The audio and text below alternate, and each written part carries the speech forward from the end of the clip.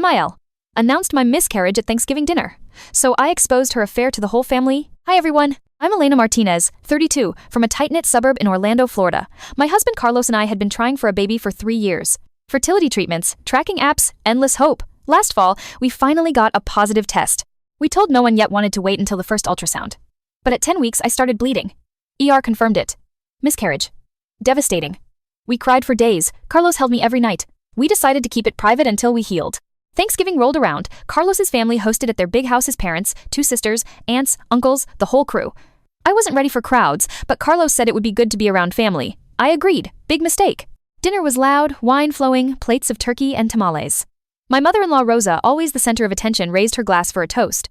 To new beginnings, she said, smiling at me. Elena, we all know you've been struggling, but God has a plan, and maybe next time you'll be more careful with your body. The table went quiet. Forks stopped. Everyone stared at me. My face burned. Carlos gripped my hand under the table. Rosa, I said softly, what are you talking about? She waved her hand like it was nothing. Oh, honey, your miscarriage. I heard from the neighbor your doctor's office called the house line by mistake. I figured everyone should know so we can pray for you. Carlos dropped his fork. Mom, you announced it? Without asking us? Rosa shrugged. Family shares everything, no secrets.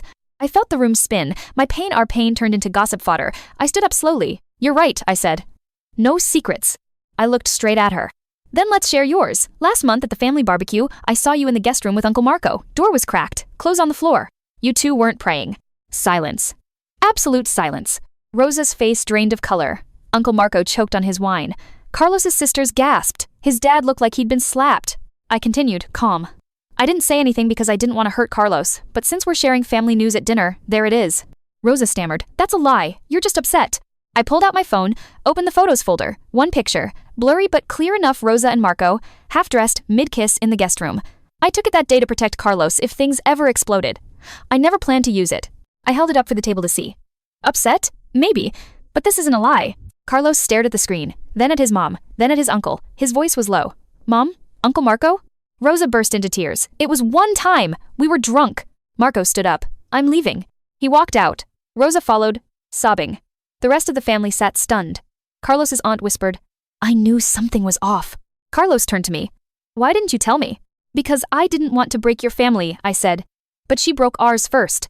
We left that night, no goodbyes. Carlos drove in silence, then reached for my hand. I'm sorry, for all of it. We haven't spoken to Rosa since. She tried calling, texting apologies mixed with, you ruined Thanksgiving.